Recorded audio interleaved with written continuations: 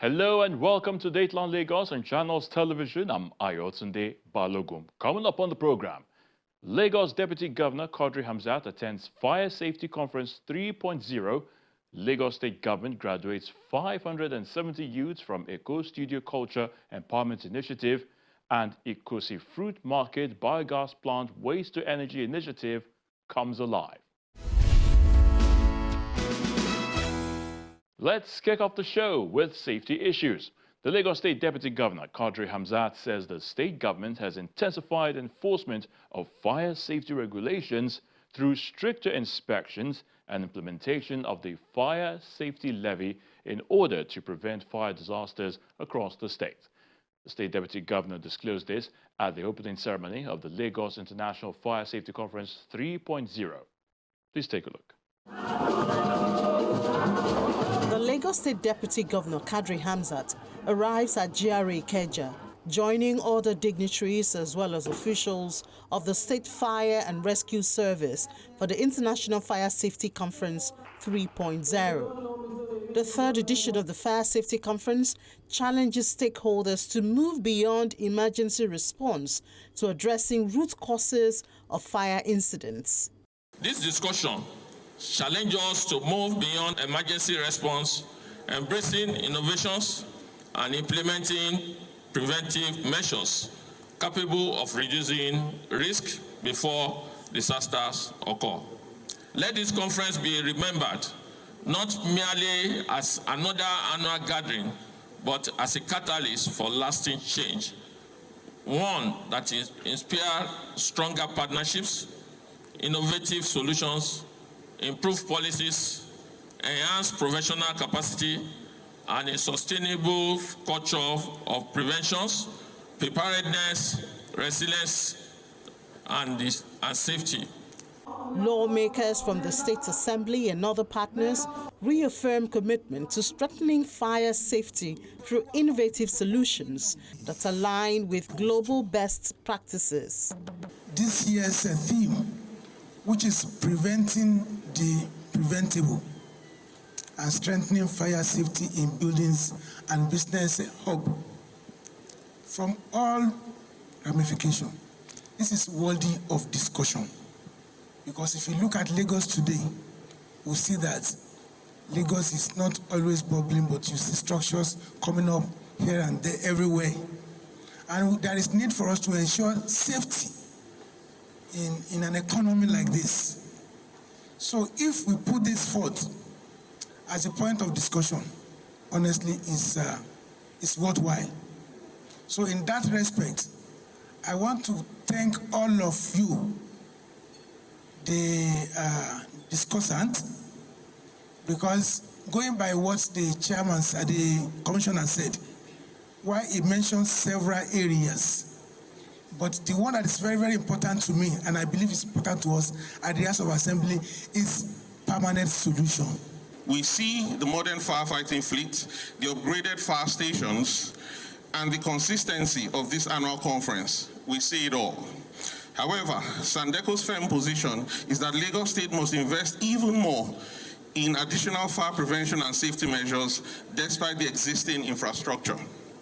Sandeco suggests that future state investments should focus aggressively on the following: smart business compliances. This requires integrating automated early warning fire detection systems directly with central emergency command centers. 2, business hub infrastructure.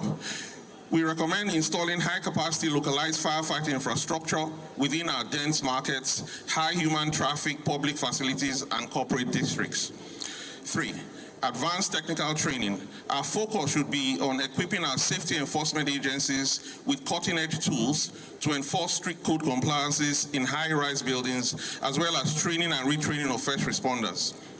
Traditional rulers in attendance applaud the state government for investing in firefighting equipment and also harp on adherence to safety standards. The painful memories of recent infernos across Lagos Island, from the tragic losses on Dusimu and Dusimu Street to the major outbreak at the GNI house on Marvin Street, the Afriland building on Broad Street and Akpokpo stand as undeniable evidence that fire safety is not optional, but an urgent priority for our collective survival.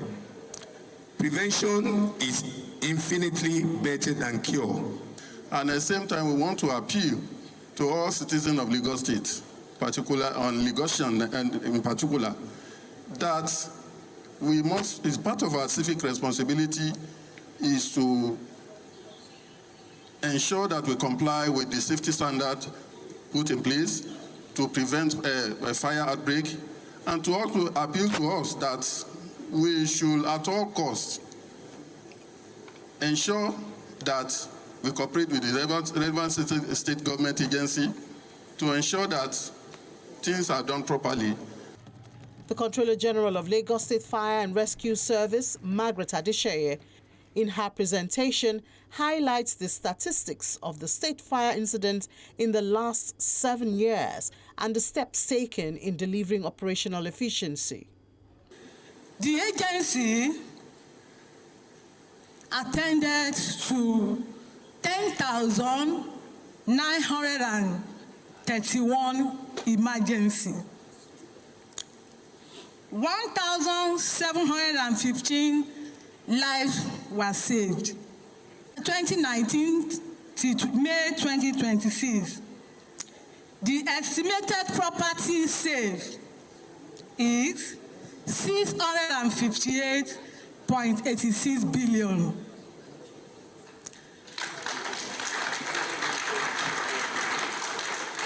The fire station is 25, while presently there are additional 4 at the stage of completion. From 2019 to May 2026, 685 firefighters recruited. Of course, some believe the firefighters only fight fire. We also prevent fire. Even the best fire fought is the one that is prevented.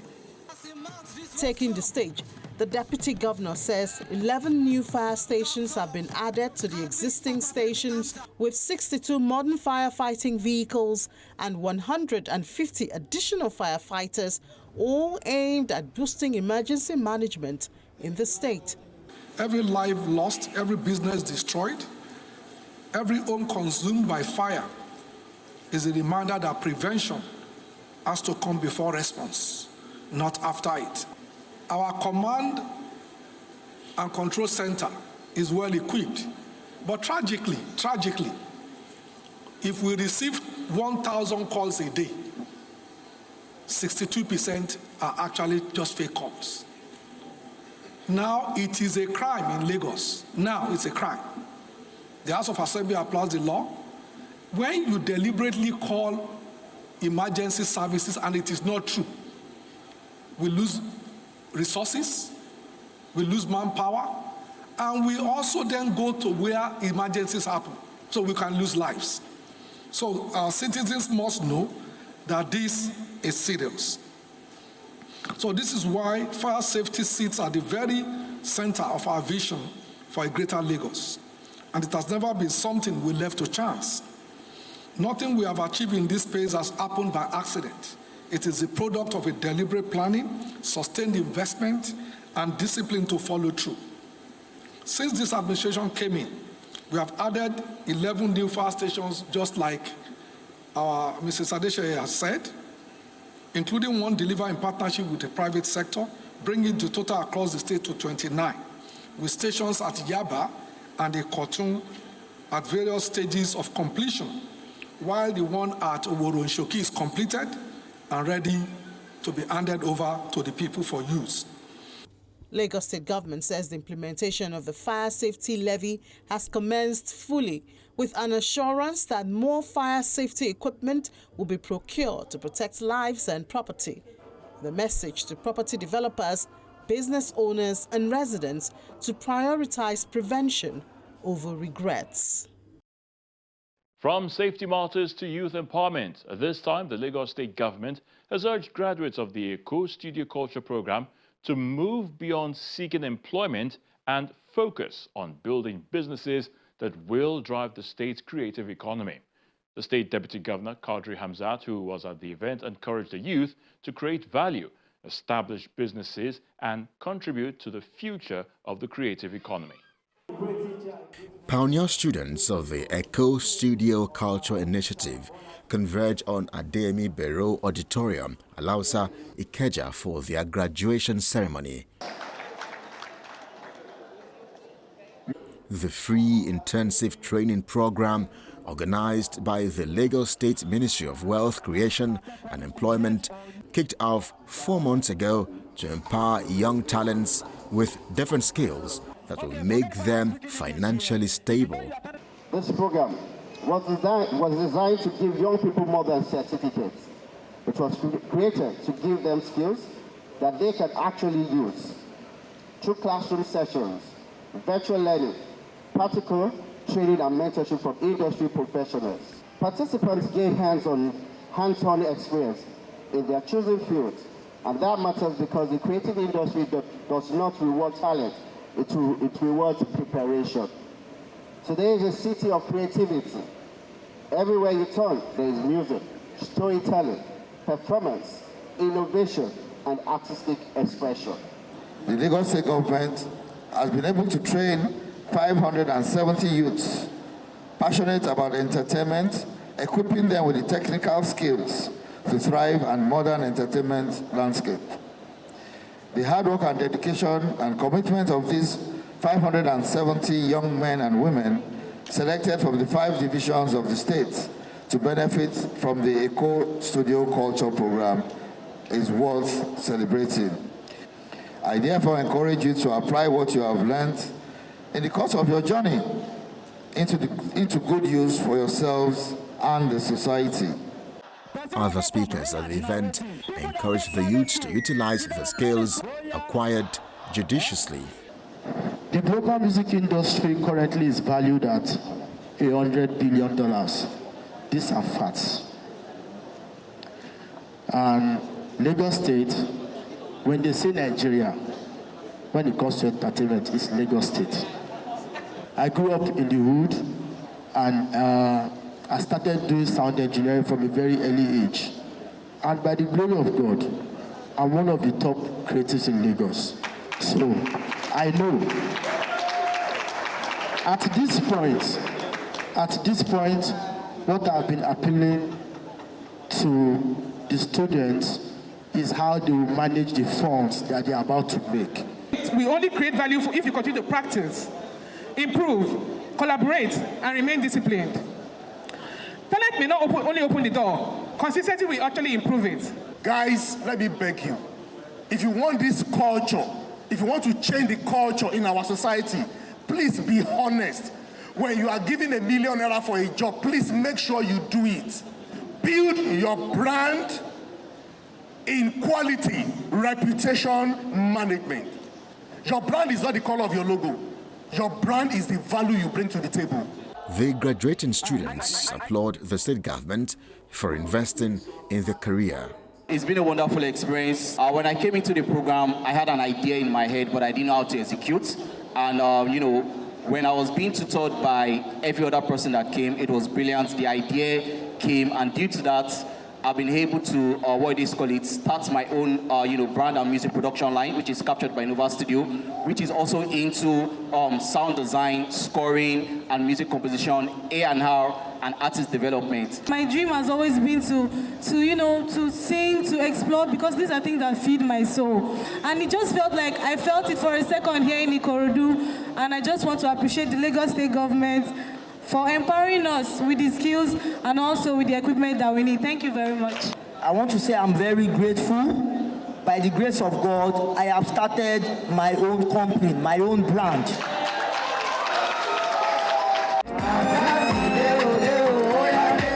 The State Deputy Governor, Qadri Hamzat, says government will continue to provide an enabling platform for youths to thrive and ensure their talent is put to good use. Today is a celebration of talent, resilience, and the limitless possibilities that exist when young people are equipped with the right skills and opportunity. And a lot of our young people have come up to say that, oh, I have the knowledge in my head, but I don't know how to actualize. So that is what this is doing for you, how to actualize, how to make it happen. So I congratulate every one of you, but let us be clear. The certificate you receive today are symbols of hard work and your readiness to create value, build business, and shape the future of our creative economy. The theme of today's ceremony, Creating Wealth, Elevating Lagos Creatives, capture exactly where the world is heading. The creative industry is no longer viewed simply as entertainment. It was one of the fastest growing sectors globally, generating jobs, attracting investment, and driving innovation. You have all the skills now. Please, don't listen to negatives. Look at the positives and go and fly. You have the tools. Talk to, like he said, look for mentors, people who have succeeded. What have they done? How did they do it? If you need help, grants, loans at low digits, mentorship, how to run businesses, how to keep your employees. Lagos State Employment Trust Fund agency will help you under the Ministry of Wealth Creation and Employment. So government has set up all these agencies to assist you. Listen to the right information. We are training young people in digital skills, AI. We intend to keep doing it, and by God's grace, in the next 3-4 years, we will have trained 500,000. Echo Studio Culture Initiative has produced 570 graduates, including DJs, sound designers, mixers, music artists, sound engineers, producers, among others. With the working tools and certificate of participation received by these graduating students, they can now stand on their own and in turn become employers of labor.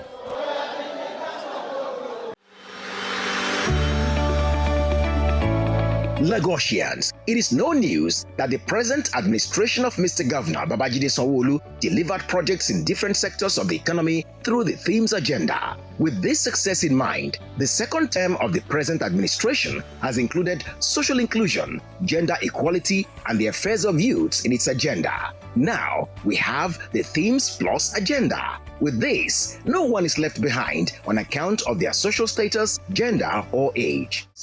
Ìgbéga ìpínlẹ̀ Èkó, àjùmọ̀ṣe ni o. Now let's turn our attention to Waste to Energy initiative.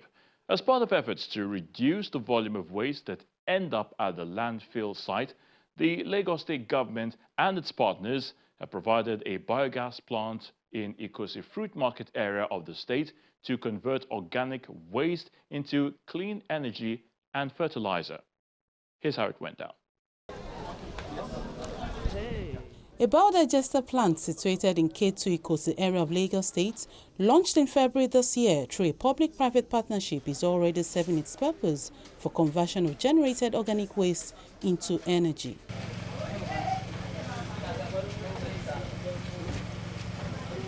An official of the Lagos State Waste Management Authority collects fruit waste from the markets, brings it into the biodigester facility where pineapple and watermelon is being processed to supply electricity and cooking gas for traders within the market.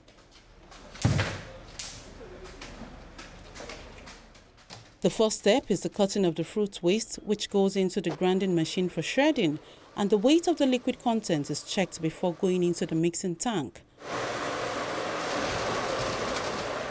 The biogas plant manager explained the process of the fruit waste energy. Presently, we make use of the pineapple and the watermelon.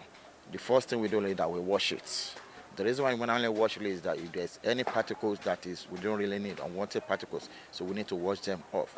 After then, we need to cut them into pieces so that it will be easier for us to shred it. So after the shredding, we weigh it. After weighing it, we put it into the holding tank.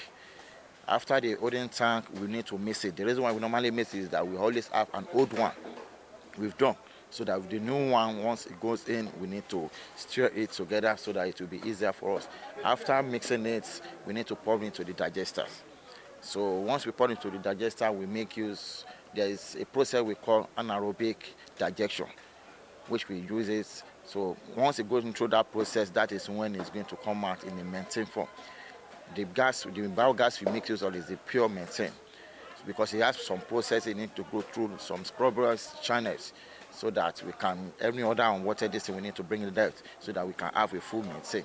So with the help of that, we have a storage bag for it. Each storage bag is 10 cubic meter, and we're having 2, which is 20 cubic meter that we're having. So that from through the bag, we have a hose that we use to connect it, where we supply the food vendors, and we use the other one. We have the charging people, and the third one, we lightening the markets. The plan is we are looking forward to have other places, you understand? I think we've tried to propose Abattoir, so that we can get one. I think there's another one at Epe that is still under process. With that, it will reduce the waste consumption that we are having. The initiative under the Climate Action Program translates into practical developments that benefit community and tackle effects of climate change in Lagos State. It's a multifaceted program. It tackles the effect of climate change, where before now you have all the foods being generated here, the waste being generated here, being dumped at the dump site. Now with this program, the waste is being turned into something beneficial to the market people here. It's more of what you call a circular economy. And the plant itself is run by a 9.45 solar panel, no electricity, basically clean energy that runs it. And after the whole process is being done, where the waste is brought in, the waste is brought in and the gas is generated, I think we generate about 24 to 28 kilowatt per hour electricity daily, depending on the level of sunshine, the sun. You can see all these foods, before now, they should be going to the dump site, but here, see what we're doing to it. This waste that is being generated, the waste that's been generated, they pay for it to be disposed of. But now they don't need to pay. We just collect it for free. They pay for it to be disposed of. But now you can see we collect it from them. So it's basically what you call a circular economy. Nothing is being wasted. Next is the digester chamber, where the breakdown of the organic waste produces biogas and biofertilizer. The substrate comes into the digester, and immediately it enters the digester. Anaerobic digestion starts. So immediately we start loading, gas is being produced instantly, because the system already has been primed. The moment substrate starts entering into the digester, anaerobic digestion starts. So basically this is how the system looks like. You can see this pump here. There are pumps at every digester. Now, the function of this is just like the function of the pump in the mixing tank. It's just to mix the substrate in the digester to ensure even distribution of heat and microorganisms, basically. So that's that. Then we have heaters too. There are heating pads at the base of the digesters. The aim is to ensure that there is optimal temperature in the digester at all times. So naturally, if there is sunlight, the system itself is insulated, so it's supposed to trap in heat and everything is fine. But then, because of the weather, that's where the heaters come in to supply that needed temperature for the microorganisms to thrive. We collect the digestate at this point. Each pot represents each digester. Since we have 4, so we have 4 outlets here to collect the digestate. So what happens regularly is that because we load substrate into the digester every day, and it's a closed system, so the amount we load has to correspond with the amount we remove to ensure that there is equilibrium in the system. So we collect these digestates and then we store them, and they act as a form of organic fertilizer and soil amendment because they are very rich in organic nutrients. Managers of the biogas plant says 29 solar electrification panel has been installed within the markets to make movement a lot easier at night. What we normally have is that once the fruits are brought in the night, the place is always dark, and it's difficult for them, since there's no light, there's no electricity, it's difficult for them to separate their fruits. But with the coming of the biogas plant, which helps them to light up the market in the night, and it helps them to separate their fruits. And this is done by the help of the biogas generator, which lights up the market through the solar panel system that has been installed. 29 of them, each 150 kilowatts, which lights up the market and helps the marketers to separate their fruits. Some of those taking advantage of the clean energy, including this food vendor, fruit sellers, as well as this man involved in phone charging business, they are all grateful to government for the initiative.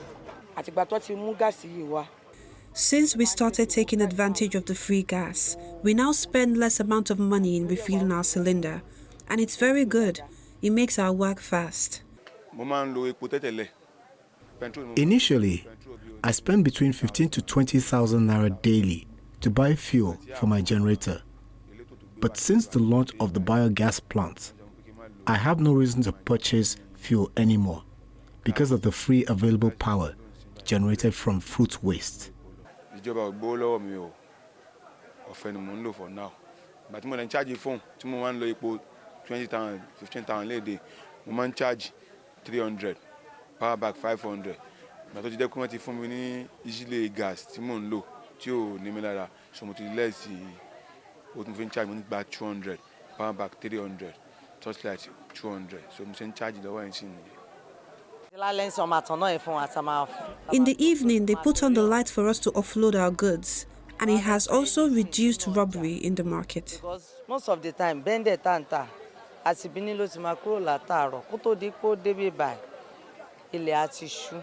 People are really benefiting from this because it's a very thoughtful idea. Like now, when the market was still with no electricity and all stuff, so there's some issue about electricity. The market is not moving because some of people and all these perishable this thing, they need something to freeze them. So some people need electricity for their phones to call customers to come, and so then there's nothing like that. So they don't have this. Alternative, but now there's alternative with the gas plant. They can use it directly to power, to charge their phone, to run their fridges inside their stores, and some other things like that. And even water into the public toilets. So everything is very, very useful. The Ikosiba digester plant represents a bold step in reimagining waste, not as a burden, but as a valuable resource that can drive sustainability, resilience, and inclusive growth in Lagos State. And this is where we call it today on this week's edition of the program, Dateline Lagos. Thank you so much for watching. I'm Ayotunde Balogun. Remember, obey all state laws, be the very best you can, and in whatever you do and wherever you are, please live a healthy life. Till next time, it's bye for now.